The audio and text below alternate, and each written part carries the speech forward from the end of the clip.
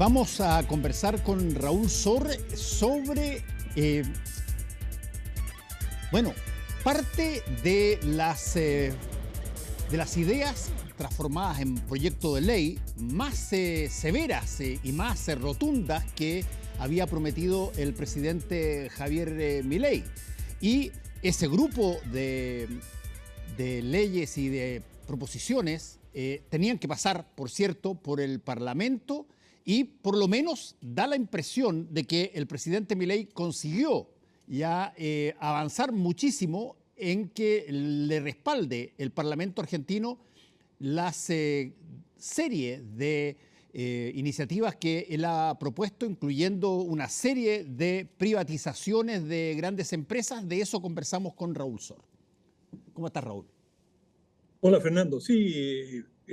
ayer precisamente hubo un gran debate en el Senado para discutir lo que se ha denominado ley bases o ley de bases en la Argentina, que establece los parámetros básicos que van a encuadrar el conjunto de leyes de las grandes reformas que se propone el presidente Milei. Y bueno, en el Congreso, ayer hubo frente al Congreso grandes manifestaciones que se tornaron muy violentas, con lanzamiento de bombas lacrimógenas, con quema de autos, no mucho, y tampoco la manifestación fue absolutamente masiva, fue una manifestación contundente, pero de sectores más bien politizados, cuadros sindicales y algunos militantes políticos, pero no, digamos, la manifestación estudiantil en defensa de las universidades fue muchísimo más significativa en cuanto a número, pero esta fue más violenta que otras y, claro, esto generó mucha tensión y fíjate que fue tan estrecha la votación en el debate que la señora Victoria Villarruel es la presidenta, digamos, la vicepresidenta, y ella ejerce como presidenta del Senado y cuando tuvieron la primera votación, o sea, tuvieron 36-36, es decir, un empate, mitad y mitad, los contrarios a la ley y los que la favorecían. Los que la favorecían eran básicamente, por cierto, el partido Milei, pero Milei controla alrededor del 15% del Congreso en su conjunto. En cambio, bueno, la fuerza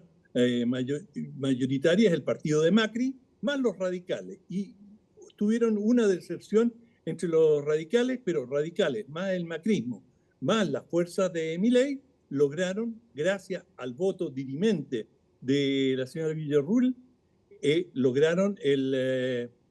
la mayoría y aprobaron, con algunas modificaciones, aprobaron el paquete que estaba proponiendo Milei. Y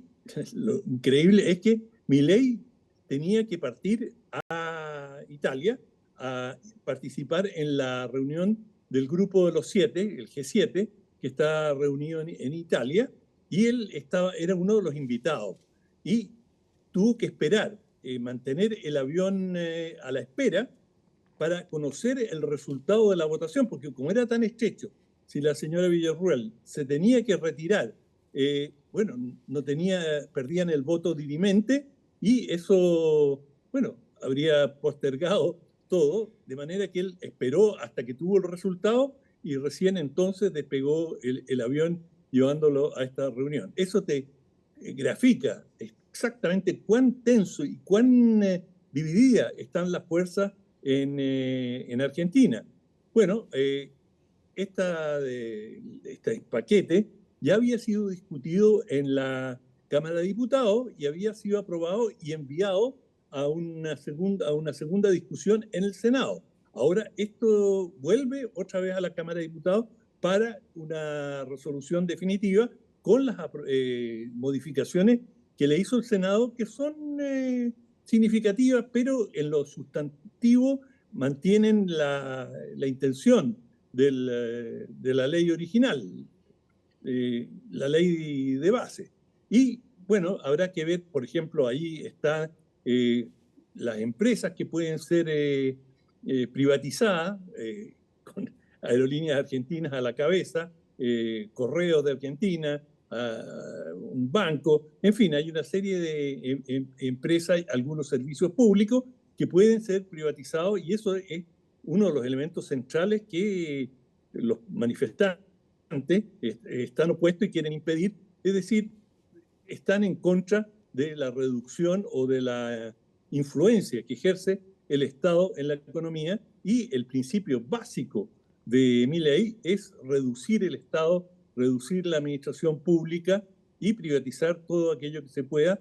con la idea de que el sector privado es mucho más eficiente y menos gravoso que el sector fiscal. Bueno, esa es una discusión que se ha dado en muchos lugares del mundo y sobre la cual hay muchas opiniones. En todo caso, en Argentina, esto está lejos de haber terminado. Lo que se ve es una división muy aguda en lo que los argentinos han llamado la grieta, es decir, la grieta es tan profunda como lo ha sido siempre y no se ven visos de que esto se amortigüe, salvo que el peronismo, que ha sufrido derrotas electorales importantes, todavía está curándose de sus heridas y hay fricciones en el seno del peronismo sobre quién va a ejercer la hegemonía. Hay distintas corrientes, pero eso es algo característico del peronismo, es decir, el peronismo siempre ha sido así y, en definitiva, cuando llegan a coyunturas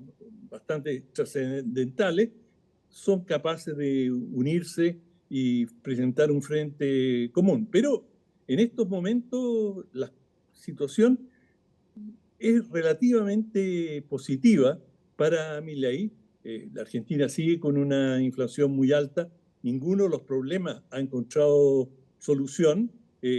solución definitiva, pero esta decisión le da un respiro y aliento a Milei, que todavía mantiene cotas de popularidad significativas. No, pero sí, él es una persona que fue votado como presidente por un grupo muy, muy grande de argentinos que yo tengo la impresión que venían un poco ya absolutamente insatisfechos con una seguidilla de gobiernos que prometían un montón de cosas, pero que al final, y eso es una cosa que vale para todos los gobiernos, la gente, a veces las personas pueden creer que si es que tú les prometes algo, básicamente, y vuelvas a hablar en otro discurso relativamente de la misma forma, la gente como que,